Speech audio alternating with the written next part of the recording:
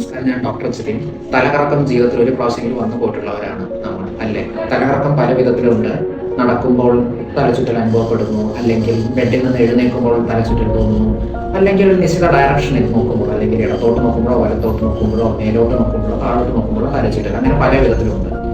ഈ തലചുറ്റലുകളിൽ ഏറ്റവും കാണപ്പെടുന്ന ഒരു അസുഖത്തെ പറ്റിയാണ് ഞാൻ ഇപ്പോൾ പറയാൻ പോകുന്നത്. BPPV എന്നാണ് രോഗത്തിന്റെ പേര്, ബിനൈൻ പാരോക്സിസ്മൽ പൊസിഷണൽ വെർട്ടിഗോ. പേര് സൂചിക്കുന്ന പോലെ ഒരു നിശ്ചിത പൊസിഷനിൽ നോക്കുമ്പോൾ തലചുറ്റൽ വരുന്ന ഒരു അസുഖമാണ് ഇത്. നമ്മുടെ ചെവി കേൾക്കാൻ മാത്രമുള്ളതല്ല, നമ്മുടെ ശരിയായിട്ടുള്ള ബാലൻസിന് വളരെയധികം ഇമ്പോർട്ടൻ്റ് ഉള്ള ഒരു അവയവമാണ് നമ്മുടെ ചെവി.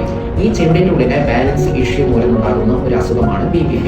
നേരത്തെ പറഞ്ഞതുപോലെ ഈ തലചുറ്റൽ പ്രധാനമായും ഒരു നിശ്ചിത ഡയറക്ഷൻ നോക്കുമ്പോഴുള്ള തലചുറ്റലാണ്. അതായത് മേലോട്ട് നോക്കുക, താഴോട്ട് നോക്കുമ്പോൾ, അതുപോലെ തന്നെ കിടന്നു കഴിഞ്ഞിട്ട് ഇടത്തോട്ടോ വലത്തോട്ടോ തിരിയുമ്പോൾ, ബെഡിൽ നിന്ന് രാവിലെ പെട്ടെന്ന് ചാടി എണീക്കുമ്പോൾ ഉണ്ടാകുന്ന തലചുറ്റൽ. പരമായും ഈ ലക്ഷണങ്ങൾക്ക് പുറമേ, തലചുറ്റലിന് പുറമേ രോഗികൾക്ക് മനംപുരട്ടൽ അല്ലെങ്കിൽ ഛർദി എന്നിവ ഉണ്ടാകാനുള്ള സാധ്യതകളുണ്ട്.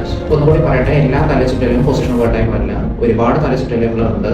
മേനിയർസ് ഡിസീസ് അഥവാ ചെവിടിന് ചെറുതായിട്ടൊരു കേൾവി കുറവ്, അല്ലെങ്കിൽ ചെവിടിന് എന്തെങ്കിലും കുടുങ്ങി കിടക്കുന്ന ഒരു തോന്നൽ, അതുപോലെ തന്നെ കേൾവി കുറവ്, ഇതിന് മേനിയർസ് ഡിസീസ് അതൊരു കാരണമായിരിക്കാം.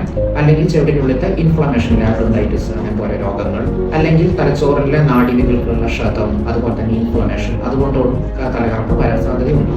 പിന്നെ നമുക്കറിയാവുന്ന മൈഗ്രെയിൻ ചിലർക്ക് തലചുറ്റൽ ഉണ്ടാക്കാം. അല്ലെങ്കിൽ രക്തത്തിൽ സോഡിയത്തിന്റെ പൊട്ടാഷ്യത്തിന്റെ അളവിലുണ്ടാകുന്ന വ്യതിയാനങ്ങൾ അതിലുണ്ടാകാം. രക്തക്കുറവ്, അതായത് അനീമിയ, അതിന് മൂലവും തലകറക്കം ഉണ്ടാക്കാം. ഇനി എന്താണ് ഇതിന്റെ ട്രീറ്റ്മെന്റ്? തലകറക്കം BPPV ആണെങ്കിൽ അതിന്റെ ട്രീറ്റ്മെന്റ് എടുക്കുക. അല്ലെങ്കിൽ നേരത്തെ പറഞ്ഞതുപോലെ തന്നെ മേനിയസ് ഡിസീസ്, ചെവിടിനുള്ളത്തെ ഇൻഫ്ലമേഷൻ, രക്തക്കുറവ്, സോഡിയം പൊട്ടാഷ്യത്തിന്റെ ബുദ്ധിമുട്ടുകൾ, അല്ലെങ്കിൽ മൈഗ്രെയിൻ, ഇങ്ങനത്തെ കാരണങ്ങളാണെങ്കിൽ അതിന്റെ ട്രീറ്റ്മെന്റ് എടുക്കുക. പക്ഷേ തലകറക്കത്തിൽ ഏറ്റവും കൂടുതൽ കാണുന്ന കാരണം ഈ BPPV ആണ്. അപ്പോൾ അതിന്റെ എക്സസൈസ് ആണ് ഞാൻ ഇവിടെ പറയാൻ പോകുന്നത്. അടുത്തത് BPPVയുടെ എക്സസൈസ് ആണ് പറയാൻ പോകുന്നത്. ചെവിയും കണ്ണും തമ്മിൽ ബന്ധമുണ്ട്. അതുകൊണ്ട് തന്നെ കണ്ണിന്റെ എക്സസൈസ് ആണ് ഞാൻ ആദ്യം പറയാൻ പോകുന്നത്. കണ്ണിന്റെ എക്സസൈസ് ചെയ്യുന്നതിലൂടെ തലച്ചോറിന്റെ ബാലൻസ് പവർ കൂട്ടാൻ സാധിക്കും. അതിന്റെ എക്സസൈസ് ആണ് ഞാൻ ഇവിടെ പറയാൻ പോകുന്നത്. കണ്ണ് മുകളിലേക്കും താഴോട്ട് നോക്കുക, മുകളിലോട്ട് താഴോട്ട്, മുകളിലോട്ട് താഴോട്ട്, ഇങ്ങനെ ഒരു 10 പ്രാവശ്യം ചെയ്യുക. അതിനുശേഷം കണ്ണുകൾ ഇടത്തോട്ടും വലത്തോട്ടും നോക്കുക, ഇടത്തോട്ട് വലത്തോട്ട്, ഇടത്തോട്ട് വലത്തോട്ട്, ഇത് ഒരു 10 പ്രാവശ്യം ചെയ്യുക.